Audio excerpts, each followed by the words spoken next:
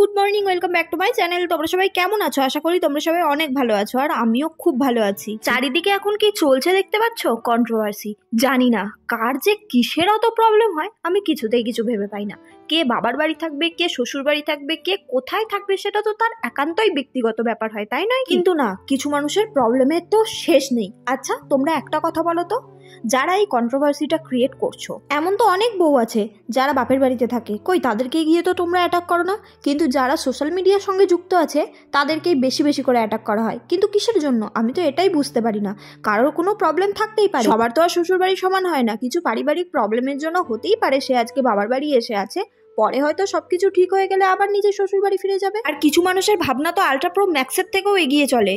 কোনো কিছু প্রবলেম না থাকলেও শ্বশুর বাড়ির সঙ্গে তোমরা প্রবলেম ক্রিয়েট করে দাও। কিন্তু কিসের জন্য বলো তো? বেশি বেশি করেই দেখছি আমাদের মতো ফৌজি ওয়াইফকেই টার্গেট করা হচ্ছে। কিন্তু কেন বলো তো? এই যে আজ আমি শ্বশুর বাড়িতে রয়েছি, তার মানে কি এটা নয় যে আমার শ্বশুর বাড়ির লোকের সাথে আমার মনোমালিন্য হয় না? কিছু কিছু মানুষের ধারণা অনুযায়ী আমি যদি শ্বশুর বাড়িতে থেকে দুবেলা শাশুড়িকে শ্বশুরকে কথা শোনাই, উল্টোপাল্টা কথা বলি, তাদের মুখে মুখে তর্ক করি, তাহলেও আমি ভালো বৌমা। কারণ এই যে ভিডিওতে আমি দেখাচ্ছি যে আমি শ্বশুর বাড়িতে আছি। আর কিছু কিছু মানুষ এটাও ভাবে যে যারা বাপের বাড়িতে পড়ে থাকে বা শ্বশুর বাড়িতে যায় না, তাদের শ্বশুর শাশুড়ির সাথে হয়তো সাপে নেউলে সম্পর্ক। কেন এরকম ধারণা তোমরা তৈরি করে নাও বলতে পারো? পৃথিবীতে খুঁজলে এমন অনেক মেয়েও পাবে যারা স্বামী বাড়িতে থাকা সত্ত্বেও বাবার বাড়িতে গিয়ে থাকে। কই তাদেরকে তো কেউ গিয়ে অ্যাটাক করে না। কিসের জন্য? তাদের স্বামী বাড়িতে থাকে তার জন্য। আর আমাদের স্বামী বাড়িতে থাকে না বলে কি আমাদের বাবার বাড়ি গিয়ে থাকার কোনো অধিকার নেই?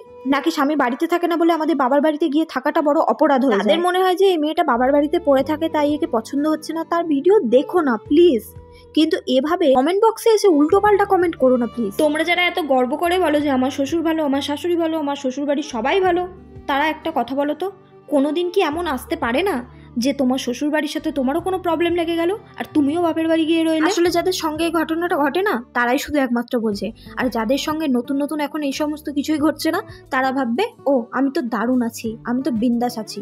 তবে একটা কথা বলে রাখি, শোনো, শ্বশুর বাড়ি, বুঝেছো, প্রত্যেকটা মেয়ের সাথে যুগ যুগ ধরে এটাই হয়ে আসে। ওই একটা মেয়ে প্রেগনেন্সির সময় যখন 8-9 মাস গিয়ে বাবার বাড়ি থাকে, তখন তো কই কেউ কিছু বলে? তখন তো কমেন্ট বক্সে এসেও কেউ বলে না যে তুমি কেন বাবার বাড়ি পড়ে আছো।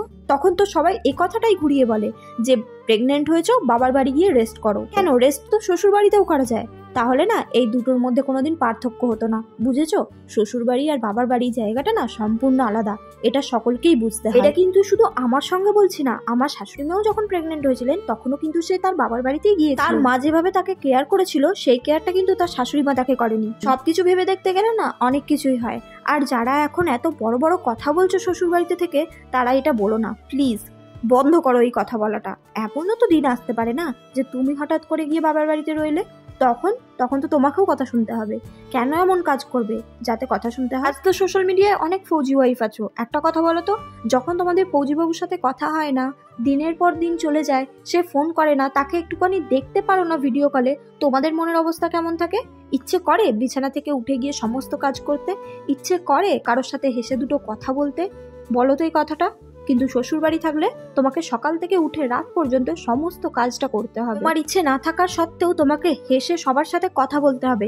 কিন্তু বাবার বাড়ি থাকলে এই জিনিসটা তোমায় করতে হবে না। মুড অফ করে থাকলে মা যদি কিছু বলে, তাহলে মায়ের মুখের ওপর ঝাঁঝিয়ে কিছু কথাও বলা যেতে পারে, সেটাতে মা কিছু মনে করবে না। কিন্তু এই একই জিনিসগুলো যদি তুমি তোমার শ্বশুর বাড়ির লোকের সাথে করো, তাহলে তারা বলে বসবে যে বৌমা ভালো নয়। মনের মানুষটার সাথে কথা না হওয়াতে তোমার এতটা কষ্ট হচ্ছে যে তোমার উঠে খেতে যেতে ভালো লাগছে না। তোমার মাই পারবে মুখের কাছে খাবারটা নিয়ে এসে তোমাকে খাইয়ে দিতে। যখন তুমি কষ্টে ফেটে পড়ছো, চিৎকার করে কাঁদতে ইচ্ছে করছে, তখন কিন্তু তুমি তোমার মায়ের কোলটাকেই ভালোভাবে পাবে চিৎকার করে কাঁদার জন্য। রাতে যখন তোমার ঘুম আসবে না, তখন কিন্তু তোমার মাই সারা রাত জেগে বসে তোমার মাথায় হাত বুলিয়ে দেবে, শুধুমাত্র তোমার যাতে ঘুম হয় তার জন্য। আমি যদি একটাও কথা খারাপ বলে থাকি, তাহলে তোমরা আমাকে কমেন্টে যা খুশি এসে বলো। কিন্তু এই শ্বশুর বাড়ি থাকা, বাবার বাড়ি থাকা, এই সমস্ত নিয়ে যে কন্ট্রোভার্সি শুরু করেছো, এটাকে বন্ধ করো।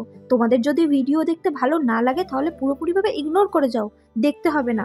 আমরা তো কেউ জোর করি না কাউকে ধরে বেঁধে ভিডিও দেখানোর জন্য। যদি পছন্দ না হয় তাহলে প্লিজ আমাকে ইগনোর করো। আর যদিও কোনো সময় স্ক্রল করতে করতে আমার ভিডিও চলে আসে, তাহলে একটা অপশন পেয়ে যাবে, ডোন্ট রেকমেন্ড দিস চ্যানেল, করে দাও ওটা, তাহলে আর আমার ভিডিও আসবে না। এই বাবার বাড়ি শ্বশুর বাড়ির মধ্যে না বিভেদটা তোমরাই তৈরি করে দিচ্ছ। একটা মেয়ে বিয়ের পর তার শ্বশুর বাড়ি চলে যায় বলে বাবা মার প্রতি কি তার সব দায়িত্ব শেষ হয়ে যায় বলো তো? এমনও তো কিছু কিছু মেয়ে আছে যাদের মাথার উপর বাবা নেই, কোনো দাদা নেই বা ভাই বোন নেই, তাহলে সে তো তার মায়ের একাই। তখন তারও তো কিছু দায়িত্ব থেকে যায় না মায়ের কাছে থাকার, বা কেউ পড়াশোনার জন্যও মায়ের কাছে থেকে যায়। তা নিয়ে এত সমস্যা ক্রিয়েট করার মনে হয় না কোনো দরকার আছে বলে। তো ভিডিওটা আজকে এই অবধি রাখলাম। ভিডিওটা ভালো লাগলে অবশ্যই লাইক করবে আর কমেন্ট করে জানাবে যে আমি কথাগুলো কি খুব একটা ভুল বলেছি। So by.